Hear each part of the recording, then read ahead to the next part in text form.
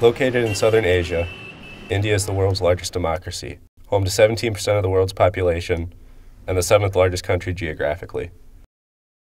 Operating on the traditional Hindu caste system, daily social order is maintained by this strict and highly revered hierarchy.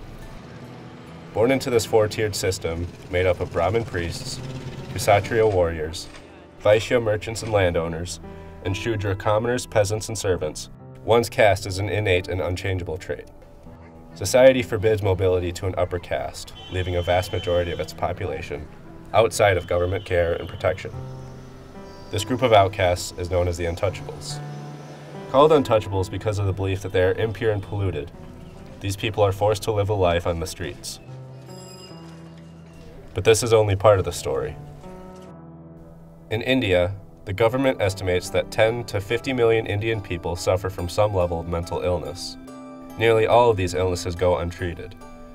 Yet addressing mental health is more problematic than improving health policies. An extreme social stigma exists against the mentally ill. Shunned by society, it is not uncommon that patients' families abandon them to the streets or even sell them into brothels.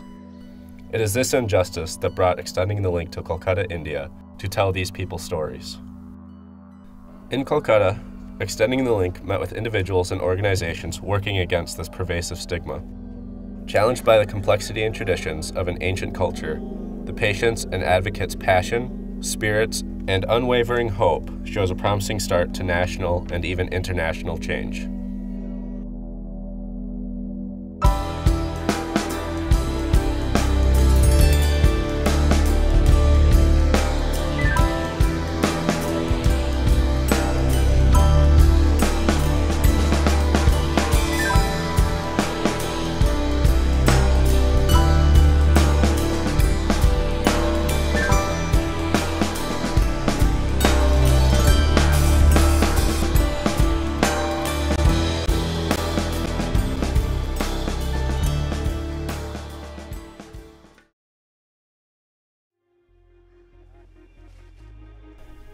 Yet, India is not the only country where mental illness is treated as a character flaw. The mentally ill are ostracized all around the world. Dehumanizing laws and ignorant social conduct are often the norm, and many believe if they simply ignore it, it will go away. However, worldwide, studies show that 1 in 4 people are annually diagnosed with some type of mental illness. Even in the 21st century, while mental illnesses like depression, obsessive-compulsive disorder, anxiety, and bipolar disorder are globally recognized, they are not fully understood. These individuals are constant victims of fear, rejection, abandonment, abuse, and misunderstanding. By sharing the stark challenges facing those patients in India, Extending the Link hopes to empower a new campaign of awareness and support.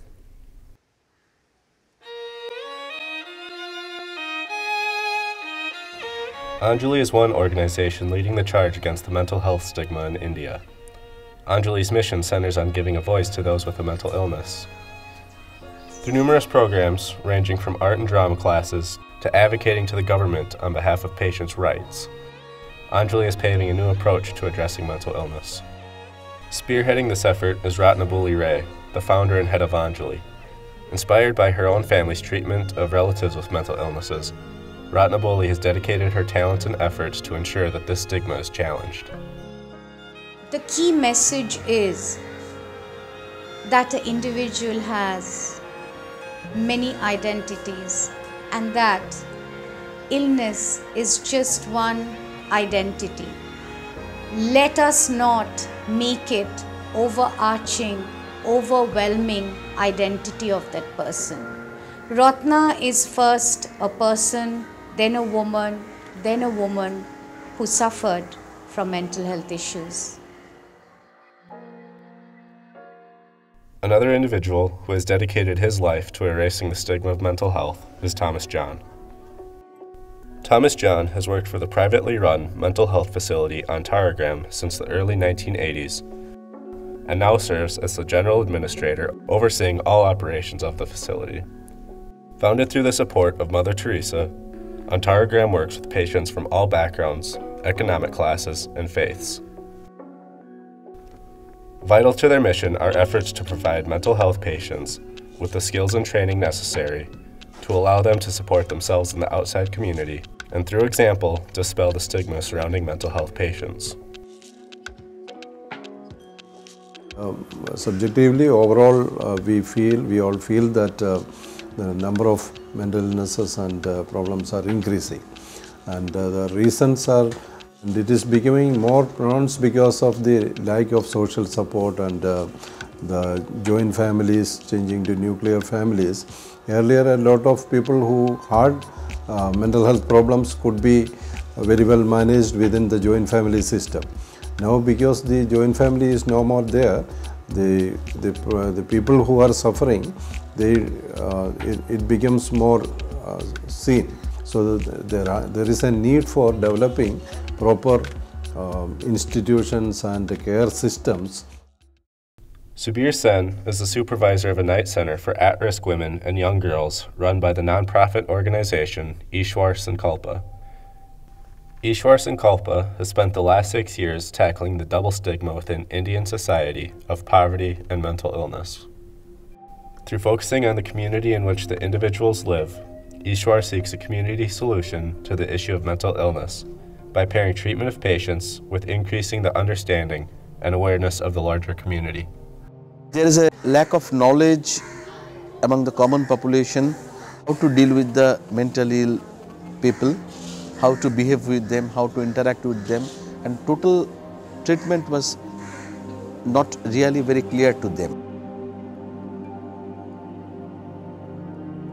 Mother Teresa inspired a group of people to start mental health services, and that is how Andhra was formed. So earlier we used to get a lot of patients. They used to come after, when the illness becomes quite serious. They used to take the patients for to the faith healers or for different kind of witchcraft and things like that. And a lot of patients used to come with bruises of getting beaten up, or with injuries of being chained or caned. You know, there's a term which is very loosely used in India, pagol, you know, you're mad.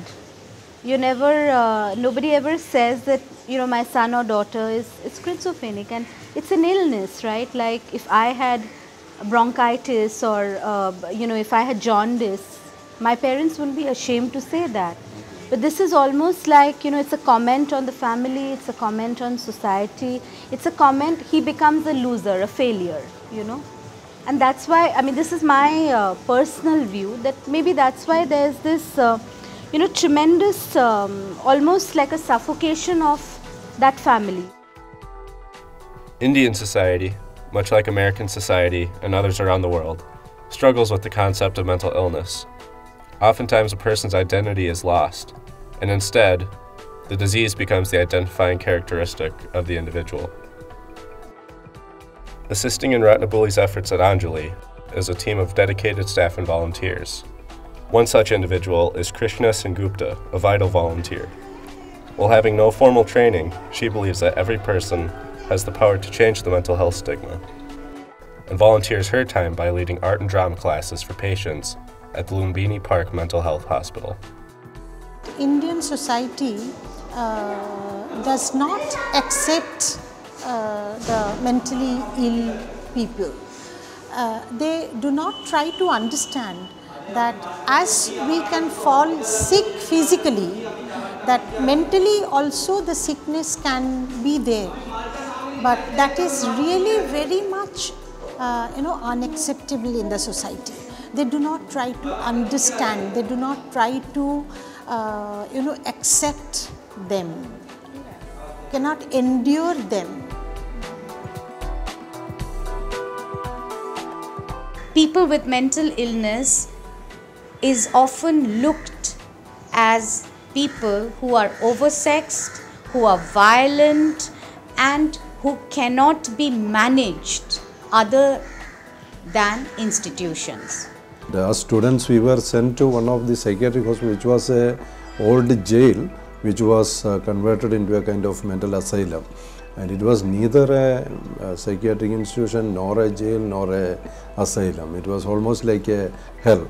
You could not even approach the patient and talk to them. They were kept in small cages, cage-like things, and the food was just pushed through a hole, and it was so dirty, and the patients were also, because they were treated like that, they were also very reactive. When you try to go near them, they will become very ferocious and shout at you and throw dirt on you.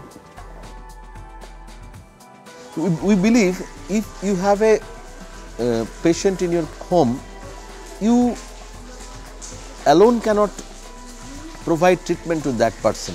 It needs also a community care. A good community support is necessary. As you know that India has, in spite of India shining, in spite of the GDP growth, India still has poverty, which is one of the major determinant of mental health issues.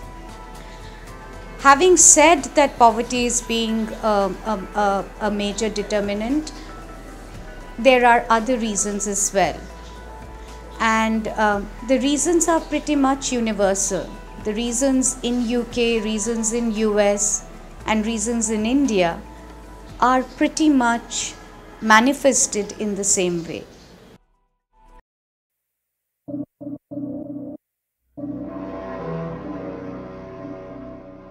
It is not just institutionalized patients that feel the effects and harms of the stigma surrounding mental health.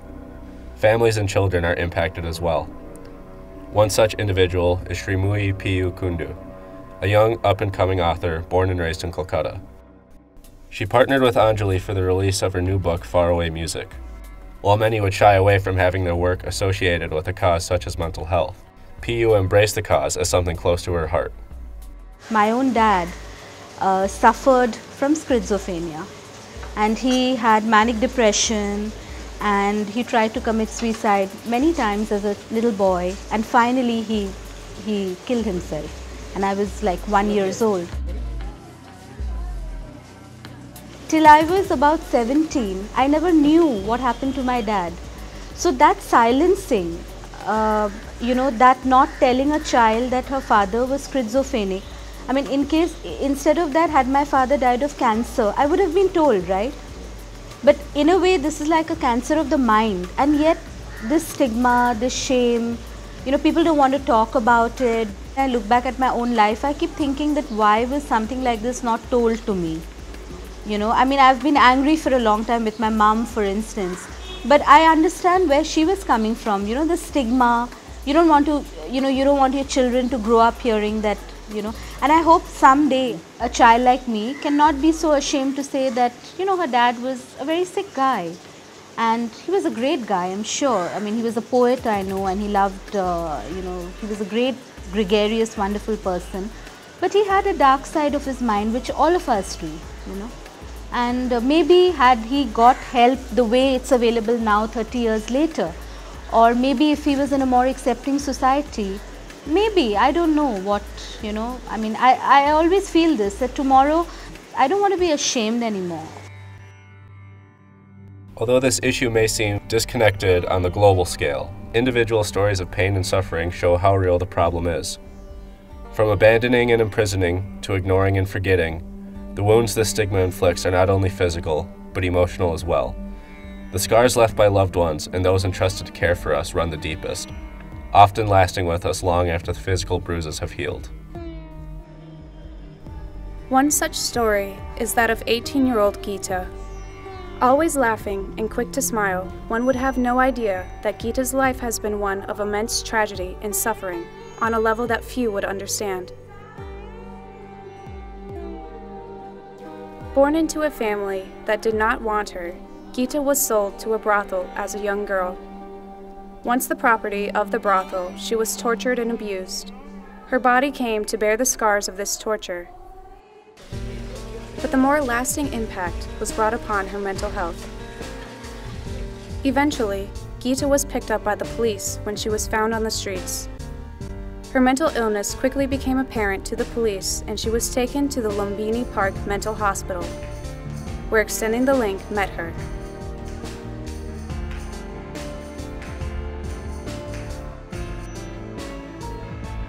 Seeing her interacting and taking part in the various activities and therapies that Anjali offers, one can imagine that Geeta is like any other young woman, interested in meeting new people and interacting with them. However, one is quickly reminded of the reality of her situation. Through no fault of her own, this young woman will forever be ostracized from the society that inflicted these wounds on her. With no family members to vouch for her and remove her from her situation, she will likely spend the rest of her life at Lumbini Park Hospital. Separated from society by barred windows and padlocked doors, society fails to see her as a person, but instead sees only her illness.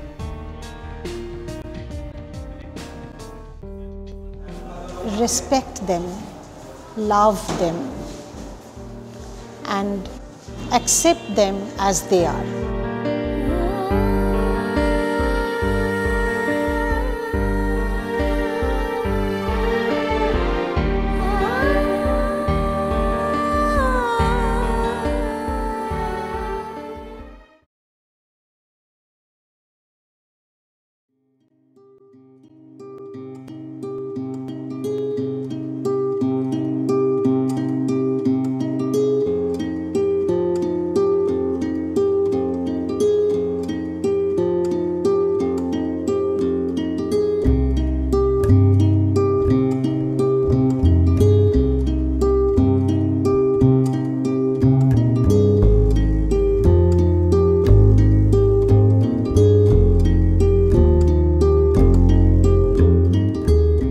As these stories demonstrate, the stigma of mental health is not an issue disconnected from everyday people.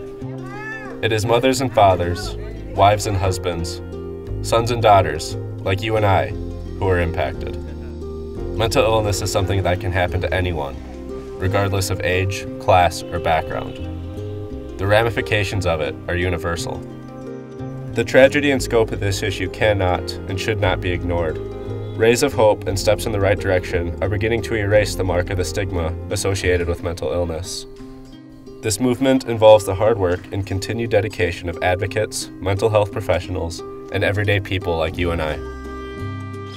You know, United Nations have also gives a message that is no health without mental health. Mental health is was an ignored zone for a long time. Okay, so last year it was their agenda, that is no health without mental health. It's very good that is a change is visible, and sometimes there are lots of people who really now thinking about the issue. It should be a continuous process, talking to them and trying to tap their inner self and building a lot of confidence, and like you can, that is to be established, that you can, yes. Like as I said that if I can do, then I feel that any person, any average ordinary human people can do, can work for them. But what you need is that willingness, your willingness to work for them. That is what is very important. Psychiatric problem is just like any other physical problem or any other problem. Okay, so it can be treated even in the community. The uniqueness of this community care model is that basically when the people see that is in the proximity of the locality, in front of my house, a person who remained uncared is being treated so nicely, and the prognosis is very good. That is, the improvement of psychiatric illness is very visible. The change is visible. I'm very, very hopeful that this work can be replicated anywhere in the world. If it is Cuba, it can be replicated. If it is Brazil, it can be replicated. If it's Philippines, it can be replicated, because it is low cost and it's very effective. All you have to do is gather a group of volunteers skilled in different things who can continuously work with the residents of a hospital. I want to be their friends, and they have taken me as their friends, as she said, that as a daughter, as mother, as friend, as everything.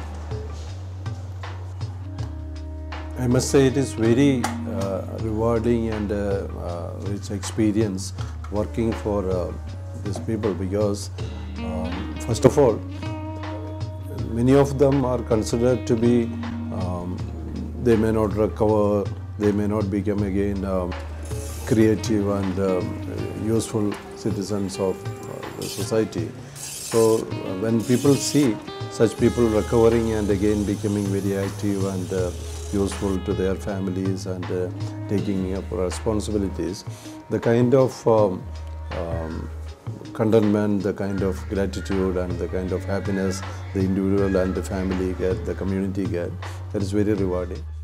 People with psychosocial disability or people with mental illness are at the end of the day human beings. So if you treat them with dignity, if you treat them with care, they are just like us, they are just a little, possibly a little ill. So if you give them love and care, they will obviously give the same back to you, and we don't have to take this person to or keep this person to a separate facility for that. And if that person has the support of the family, I mean, nothing better than that. Extending the Link chose to go to India to examine the issue of mental health, but that does not mean that this is an issue that is not present back here at home. Mental health is an issue that impacts all of us. It could be you, your family, your friends, your neighbor, your classmates. No one is immune, and because of this, we all have a role to play in removing the stigma of mental health. If you see someone with mental illness, don't put your head down and pretend not to see them. Instead, smile and treat them as a person and show them the respect they deserve.